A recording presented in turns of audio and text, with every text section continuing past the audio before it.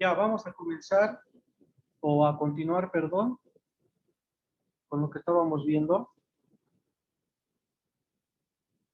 Entonces, vamos a volver a esto, porque estábamos trabajando sobre los estados de investigación. Entonces, estábamos diciendo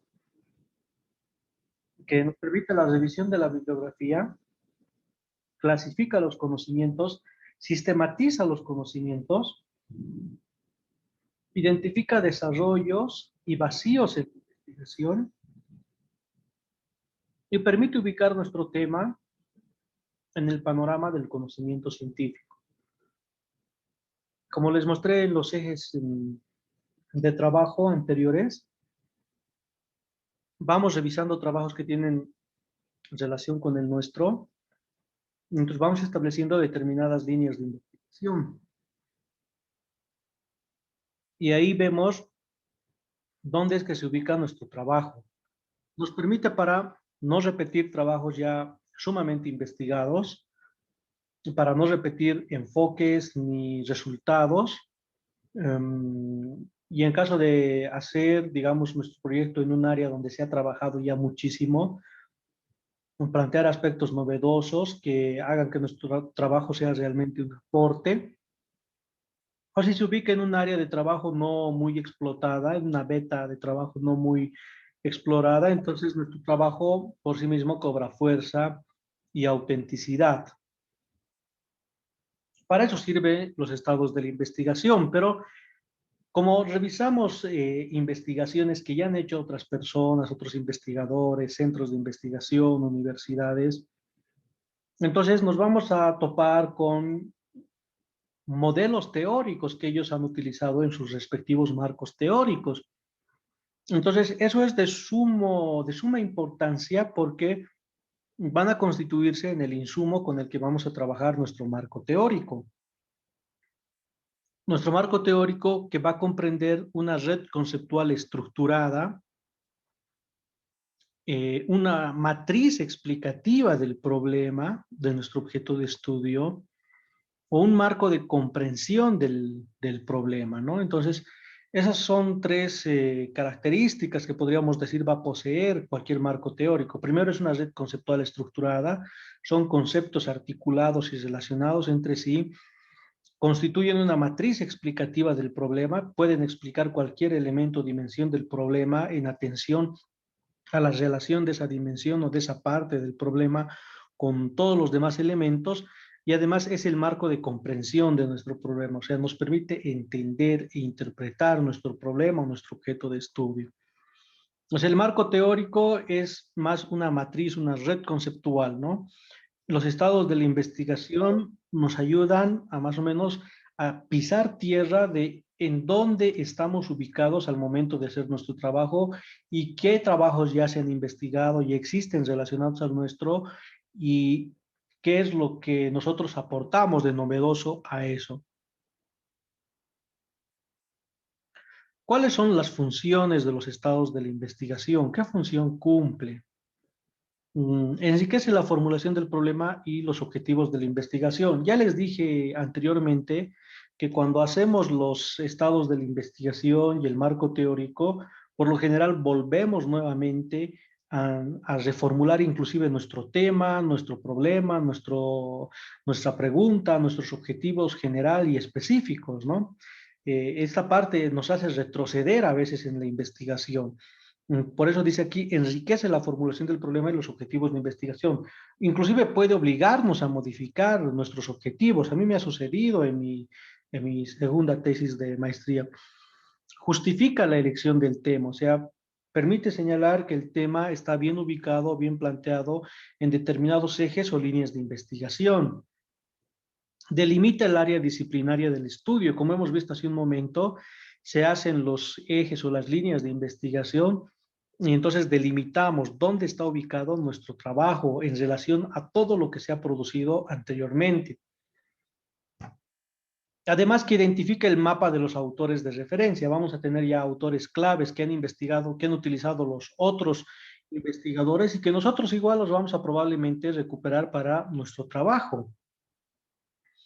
y ayuda a prevenir errores que se han cometido en otros estudios, ni menor duda cabe, e inspira nuevas líneas y objetos de investigación, que es lo que les he dicho, ¿no? Entonces, si vemos que nuestro trabajo está muy trillado y muy concentrado en un área donde ya se ha investigado muchísimo y básicamente vamos a ir a reinventar la pólvora, entonces, ¿para qué hacerlo? Más bien ver cómo podemos innovar o proponer una forma novedosa de entender nuestro problema, nuestro objeto de estudio, o plantear otra línea de investigación o hacer otro trabajo de investigación. ¿Cómo se elabora los estados de la investigación? Dos fases tiene los estados de la investigación. Una fase exploratoria, que es en donde buscamos la bibliografía relacionada a nuestro tema. Entonces ahí se hace una identificación de fuentes. Buscamos en bibliotecas, repositorios virtuales, bibliotecas virtuales, navegamos en Internet y identificamos las fuentes, y una vez que identificamos las fuentes, revisamos las lecturas y las seleccionamos, cuáles nos van a servir y cuáles no nos van a servir.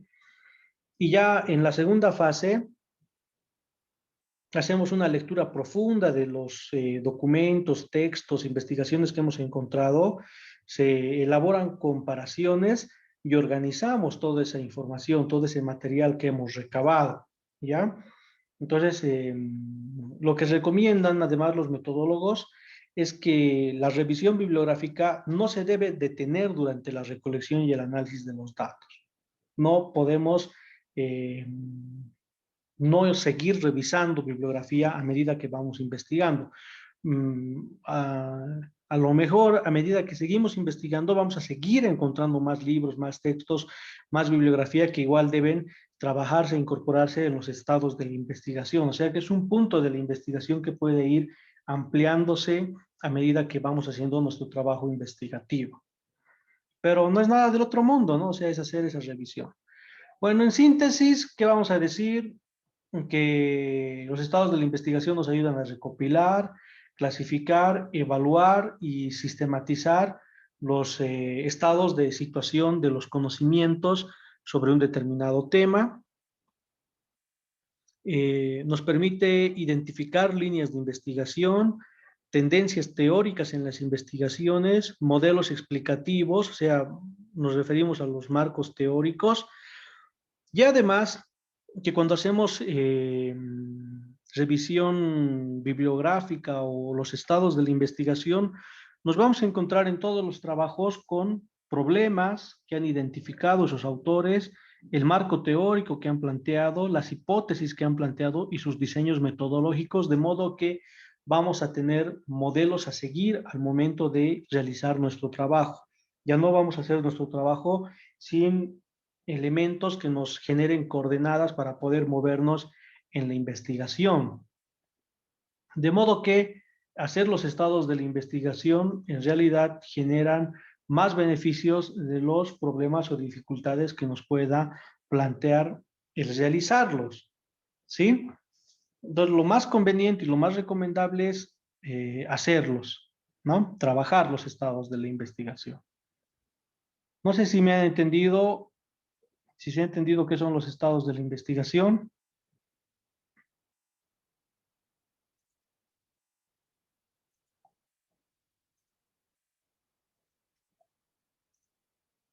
Vamos a ir a trabajar ahora el marco teórico. Voy a recapitular un poco en estas diapositivas lo de los estados de la investigación. Y va a ser un poco más, ¿cómo les podría decir? Eh, Más clarito, espero que sea más clarito.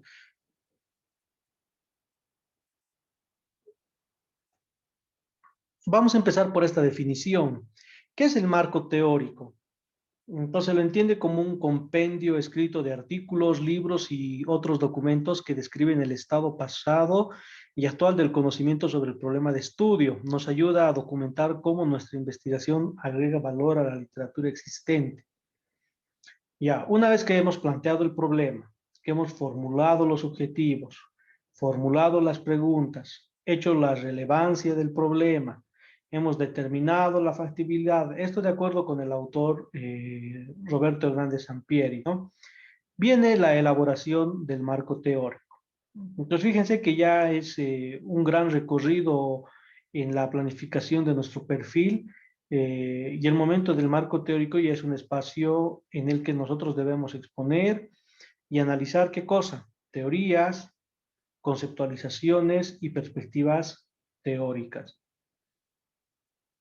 ¿Cuáles son las funciones del marco teórico? Así como los estados de la investigación, el marco teórico tiene funciones. Primero, ayuda a prevenir errores porque sin ninguna duda un marco teórico orienta y guía al investigador en cómo debe llevar adelante la investigación. Orienta sobre cómo realizar el estudio, amplía el horizonte de estudio porque le da al estudiante un marco de referencia, ¿no? Un marco de conocimiento del tema que se ha planteado investigar, documenta la necesidad del estudio porque el marco teórico en sí mismo eh, permite explicar la realidad, los hechos que queremos investigar, los fenómenos que queremos conocer y por lo tanto en la realización misma del marco teórico nos damos cuenta que existe una necesidad de conocer el objeto de estudio, nos ayude a formular la hipótesis en caso de que se traten de investigaciones de carácter cuantitativo e inspira líneas y áreas de investigación y provee de un marco interpretativo a los datos, ¿no? Esto es importante porque cuando nosotros vamos a recoger datos de la realidad de una encuesta, de una entrevista, ¿cómo vamos a interpretar ese dato de la encuesta, de la entrevista? A partir del marco teórico. El marco teórico nos va a dar los elementos para que nosotros le podamos hacer hablar al dato que hemos recuperado más allá del propio dato. ¿Cuáles son las etapas que comprende la elaboración del marco teórico? Entonces, fíjense, este autor no habla de estados de la investigación, no habla de estados del arte, pero sí habla de revisión de la literatura, y después de la revisión de la literatura habla de la adopción de una teoría o el desarrollo de una perspectiva teórica, que esto sería el marco eh, teórico en sí mismo, ¿no? Que para nosotros sería el marco conceptual. ¿En qué consiste la revisión de la literatura? Bueno, esto es el estado del arte, esto es lo que hemos visto anteriormente, pero es una pequeña síntesis de lo que plantea Roberto Sampieri. Dice, la revisión de la literatura consiste en detectar, consultar y obtener la bibliografía y otros materiales que sean útiles para los propósitos del estudio, de donde se tiene que extraer y recopilar la información relevante y necesaria que atañe a nuestro problema de investigación. Comienza con la detección de la literatura y otros documentos, pueden ser de fuentes primarias, secundarias, terciarias. Se hace el inicio de la revisión de la literatura, o sea, acopiamos la literatura, nos familiarizamos con ella, definimos el acceso a esa bibliografía, después recuperamos esa literatura, es decir, accedemos a la misma, y eso significa básicamente localizarla y obtenerla, tenerla físicamente, hacer la consulta de esa literatura, es decir, ponerse a leer, seleccionar las fuentes de utilidad y, por último, hacer la extracción y recopilación de la información de interés en la literatura existente, ¿no? Aquí ya utilizamos fichas, libretas, cuaderno de notas.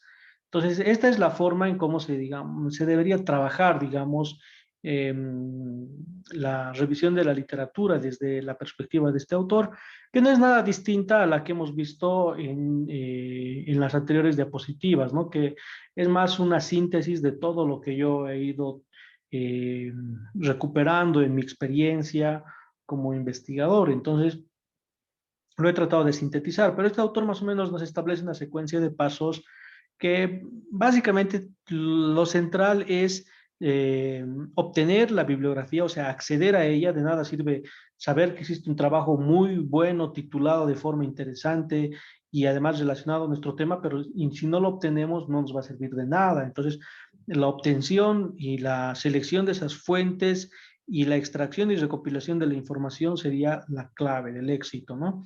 para lograr una adecuada revisión de la literatura o un adecuado estado del arte. Para trabajar el estado del arte podemos utilizar fichas, libretas, cuaderno de notas. En realidad, esta extracción y recopilación de información es lo que nos va a servir como insumo para nuestro marco teórico. Entonces, ¿qué cosa recabamos en estas fichas o libretas o cuaderno de notas? Las definiciones, los conceptos, las relaciones entre conceptos que vamos a después citar en nuestro marco conceptual. Eso es importante, ese sería un aporte bien importante desde la perspectiva que este autor plantea para la realización de la revisión de la literatura.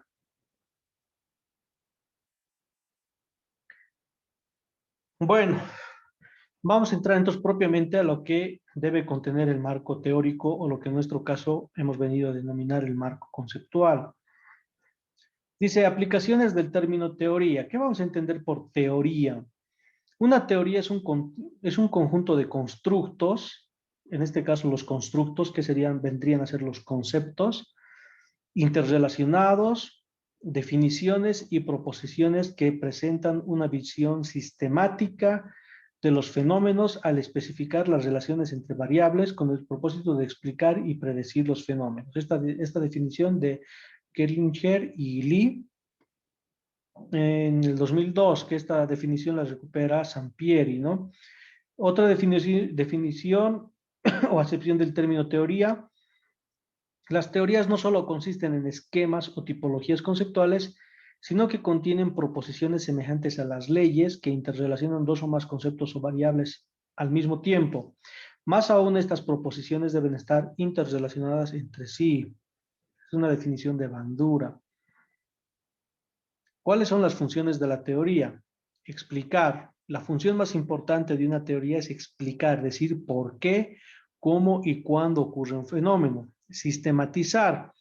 Esta otra función consiste en darle un orden al conocimiento, ¿no? Es decir, se organiza, se ordena el conocimiento sobre un determinado fenómeno, sobre una determinada materia, porque muchas veces este conocimiento está disperso, está desorganizado, ¿no? Y se encuentra así, desparramado, diseminado por todos por todas las fuentes posibles. Entonces, lo que hace la teoría es agarrar y sistematizar esos conocimientos y predecir, ¿no? Entonces, otra función, dice, muy asociada a la explicación es la de predecir, es decir, hacer inferencias a futuro sobre cómo se va a manifestar o ocurrir un fenómeno. Claro, o sea, si un fenómeno, si una teoría te permite explicar un fenómeno, al explicar tú estableces las relaciones entre causa y efecto que existen en ese fenómeno. Y si conoces las causas de un fenómeno, entonces vas a poder predecir el comportamiento del fenómeno. Si las causas se modifican, entonces el comportamiento del fenómeno se va a modificar y por lo tanto vas a tener posibilidad de decir si el fenómeno se va a seguir comportando del mismo modo o si su comportamiento va a cambiar. Entonces vas a tener capacidad de predicción. Pero la explicación, además, no te otorga solamente la capacidad de predicción, sino también la capacidad de control sobre el fenómeno, ¿no? Que es otro elemento, pero que este autor no lo dice. ¿Todas las teorías son igualmente útiles o hay unas teorías que son mejores que otras? Bueno, hay varios criterios, ¿no? El primer criterio es que una teoría debe tener capacidad de descripción, explicación y predicción de un fenómeno. El segundo criterio tiene que ver con que la teoría debe tener consistencia lógica, no cabe ni la menor duda, ¿no? Es decir, una teoría debe tener lógica entre sus conceptos, es decir, el concepto más grande, global, debe descomponerse en otros conceptos y esos conceptos descomponerse en otros conceptos y así ser jerárquicamente, ¿cómo se podría decir? Conceptos de mayor capacidad abarcativa que otros, ¿no? Es como hablar de marketing y dentro del marketing podríamos decir está el marketing mix y dentro del marketing mix están las 4 P's si se trata de un producto y son las 7 P's si se trata de un servicio, ¿no? Y dentro de cada una de las P's se encuentran más subdivisiones, es decir, existe una secuencia lógica entre los conceptos que forman parte de un marco teórico. El tercer criterio es que un marco teórico te da perspectiva, o sea, no cabe la menor duda. ¿Qué es perspectiva? Perspectiva quiere decir tener una orientación o una forma de cómo mirar las cosas, ¿no? Por ejemplo, si ustedes dicen, yo voy a hacer plan de marketing mix, entonces ya les está dando una perspectiva, les está diciendo que van a ir a mirar las 4 Ps de un producto, de un negocio, de una empresa, y en función de esas 4 Ps ustedes van a ir a recabar información, o sea, les da perspectiva a la teoría. Si una teoría no les da perspectiva, entonces no sirve de nada. Además, capacidad de innovación e inventiva, ¿no? O sea, la teoría te ayuda también a desarrollar tu creatividad en la investigación, de modo que tú inclusive puedes llegar a crear conceptos vinculados a los conceptos que te plantea la teoría, pero que en este caso a vos te sirven para aterrizar la teoría en tu realidad, en tu contexto. Y el quinto criterio, a lo que le llaman parsimonia eh, o parsimonía, es que la teoría debe poseer cierto grado de sencillez para su entendimiento. A diferencia de muchos autores, aquí se sostiene que en realidad la teoría que es sumamente sencilla es la teoría que mejor explica cualquier hecho, fenómeno o objeto de estudio sobre el cual querramos trabajar, ¿no? Y este es un elemento realmente importantísimo de cualquier teoría que nosotros querramos utilizar al momento de investigar, la sencillez de la teoría, ¿no? Porque hay teorías que son realmente complejas, que no explican casi nada, ¿no? Más bien son cavilaciones muy, ¿no? Muy enredadas que poco o nada nos ayudan para esclarecer los hechos o los fenómenos. Entonces, el autor Sampieri considera que uno de los criterios más importantes para seleccionar una teoría es que sea sencilla, que permita resolver de manera simple cualquier problema que parezca complejo, incognoscible. ¿Hay estrategias para poder construir el marco teórico? Sí, o sea, en realidad, si seguimos estos pasos, no va a haber mucha dificultad para trabajar un marco teórico, según este autor. Ya sea podemos nosotros adoptar una teoría ya existente, que sería lo más fácil, o podemos desarrollar una nueva perspectiva teórica, es decir, podemos crear una nueva teoría provisional, lo que ustedes quieran, pero creamos para trabajar en nuestro trabajo, en nuestro proyecto, ¿no? En nuestra investigación. Pero eso depende, porque para este autor existen teorías que son completamente desarrolladas y muchas veces simplemente tomamos esa teoría como la estructura misma de nuestro marco teórico, es decir, citamos los autores, citamos los conceptos y pare de contar, no hacemos nada más, decimos que hemos adoptado tal teoría para realizar nuestro trabajo o nuestro proyecto de grado. O pueden haber varias teorías aplicables a nuestro problema de investigación y lo que hacemos es tomamos una teoría, eh, nos basamos en esa teoría y de las otras teorías tomamos partes o fragmentos, ¿no? Entonces hacemos como una amalgama de teorías, ¿no? Como una matriz como una matriz, hay un núcleo teórico que es el autor clave que hemos tomado y después de otras teorías vamos sacando conceptos, variables y vamos articulando a nuestro autor principal, a nuestra teoría principal.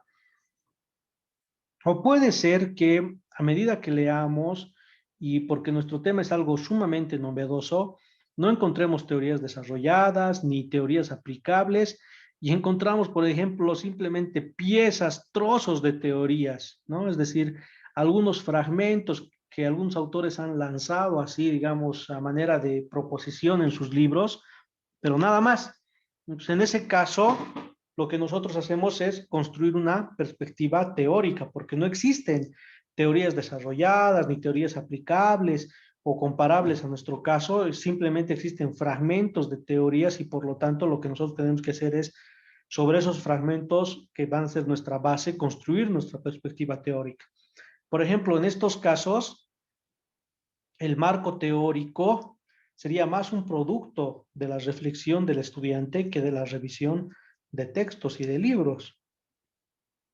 Y que por lo general puede suceder que esto sea frecuente en investigaciones de carácter exploratorio, ¿no? Es decir, donde no se han realizado o sobre temáticas que no se han revisado o examinado con mucha profundidad.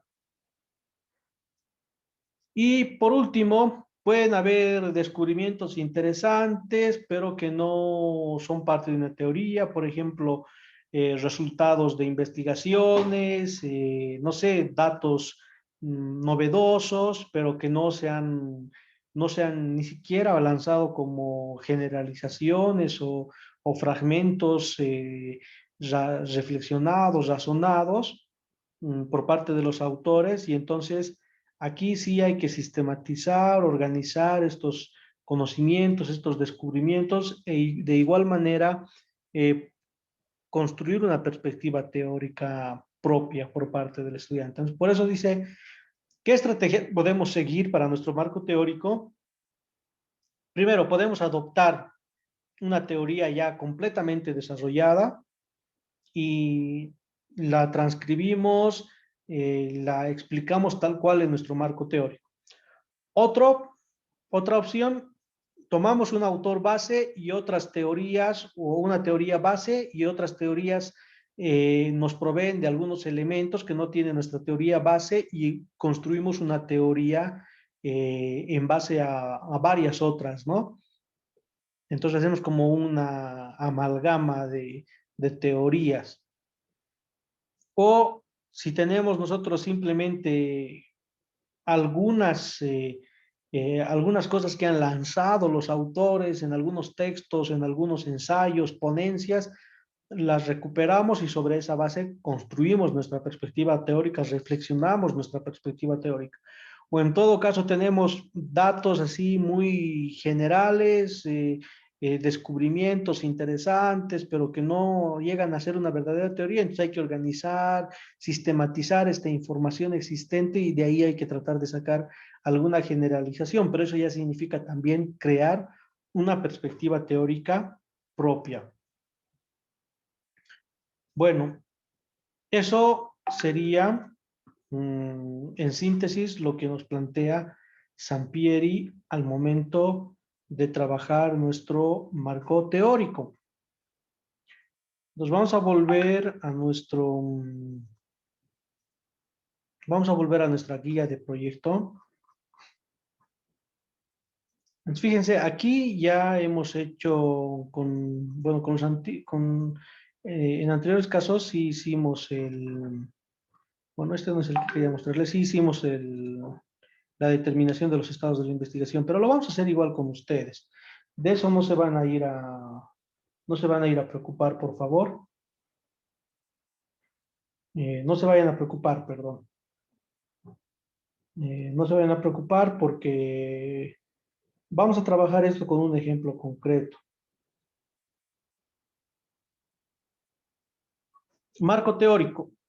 Entonces, estados de la investigación debe contener una revisión de la literatura científica. Pueden ser libros, tesis, artículos o investigaciones respecto a la temática elegida en sus tesis o proyectos de grados, debiendo identificar los avances y vacíos de la investigación. O sea, yo creo que ya cobra más sentido lo que estamos leyendo ahora, ¿no? Después de las explicaciones que se han dado. Finalmente, se debe ubicar nuestro tema elegido en el contexto de las investigaciones examinadas. Marco conceptual. Es un corpus o estructura teórica de conceptos que se encuentran articulados entre sí y jerarquizados. Opera como una red conceptual que explica el problema desde una perspectiva teórica. El marco teórico supone la utilización de las ideas de autores a través de las citas textuales, de modo que la materia prima para realizar el marco teórico son las citas textuales en las cuales nos apoyamos para explicar los aspectos más importantes de nuestro objeto de estudio. A ver, les mostraré la diferencia entre, así, en un trabajo concreto, la diferencia entre un marco teórico y un estado de la investigación, ¿les parece?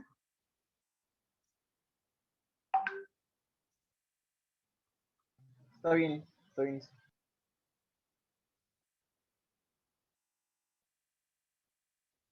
Sí, le hice.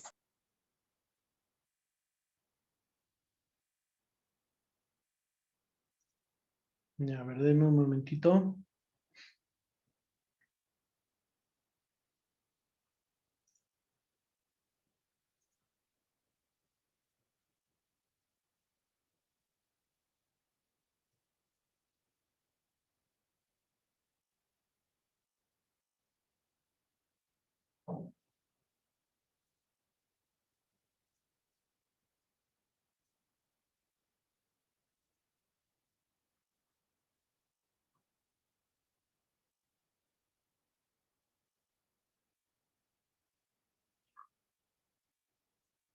Ya, bueno, a ver, les voy a mostrar este trabajo.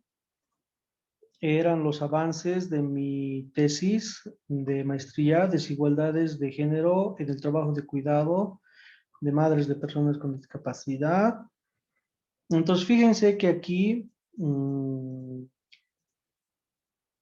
estaba separado, ¿no? Los estados de la investigación. Esta era la estructura que nos han dado, la estructura de presentación de perfil en la maestría, que varía, en la UNICEN se tiene igual, pero es distinta, es el que yo les estoy dando. Pero aquí fíjense que estaba separado los estados de la investigación del marco teórico o conceptual. Entonces, fíjense, los estados de la investigación estaban aquí y el marco teórico estaba aquí. Entre el marco teórico conceptual, la economía del cuidado, trabajo de cuidado y formas de desigualdad, trabajo de cuidado imaginarios legitimadores, la discapacidad y las personas con discapacidad, aproximaciones sociológicas a la discapacidad y el enfoque institucional de la discapacidad y políticas públicas. Ese era mi marco teórico.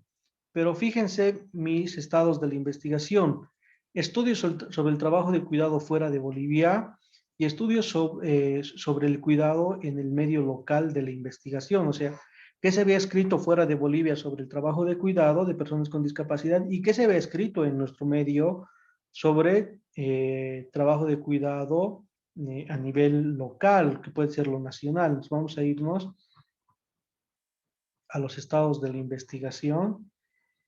Entonces, fíjense, estudios sobre el trabajo de cuidado fuera de Bolivia y dice, ¿no? En lo que respecta a los estudios sobre las personas con discapacidad, haciendo énfasis en el trabajo del cuidado de dichas personas, se tienen algunos artículos aproximativos a la temática. Uno de los trabajos más llamativos en torno a la situación de las personas con discapacidad es el de Carlota García, de 2014, cuyo trabajo titula La atención a la discapacidad en México, procesos de subjetivación, relaciones de poder y esquemas de saber poder en poblaciones específicas.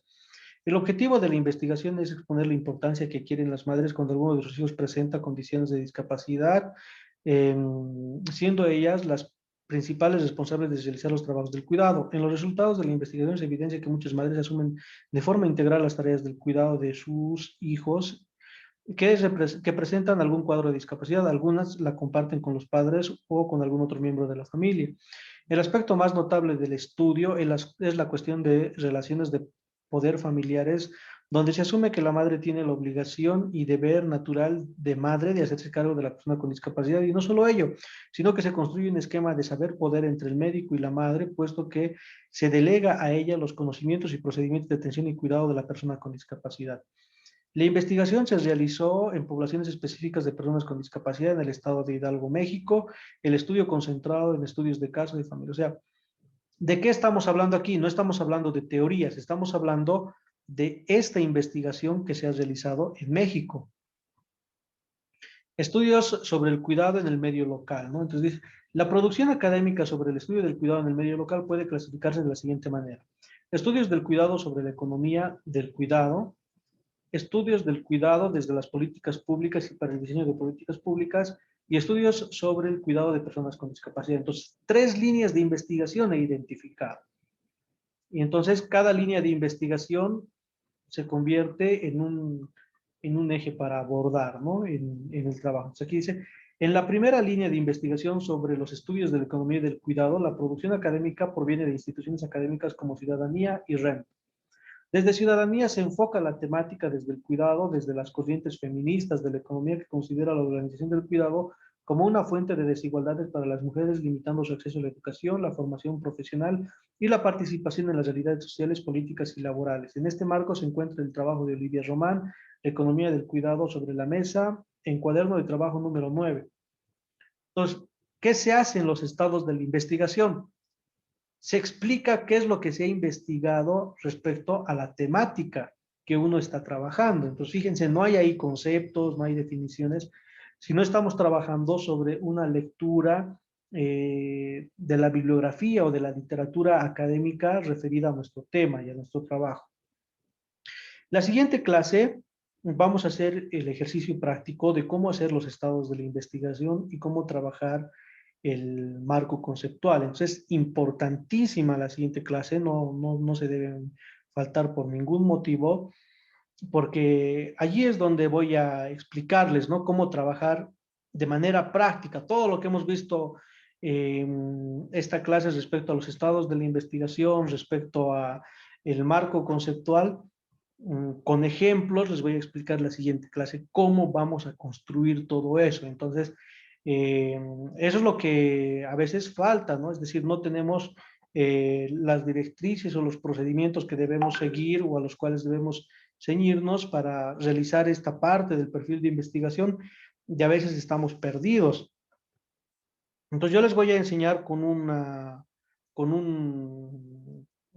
una pequeña táctica que siempre me ha servido de manera muy eficiente, que son las fichas textuales, ¿no? Para trabajar mi marco conceptual y la búsqueda bibliográfica en línea, que va a ser la única que van a poder realizar ustedes, porque bueno, por la pandemia no me animo a mandarles a bibliotecas de las universidades porque pienso que pueden ponerse en riesgo su salud ahora que la cepa, creo, brasileña o hindú ya está en Bolivia y en Cochabamba y los casos están disparándose en forma alarmante, sobre todo en jóvenes, ¿no? Entonces, la búsqueda la vamos a hacer bibliográfica, pero de todos modos les voy a enseñar cómo hacer búsqueda bibliográfica y dar con la bibliografía que sea significativamente relevante para nuestro caso. Entonces, la siguiente semana les espero. Iniciamos temprano, así que por favor no se falten ya y no tarden en conectarse.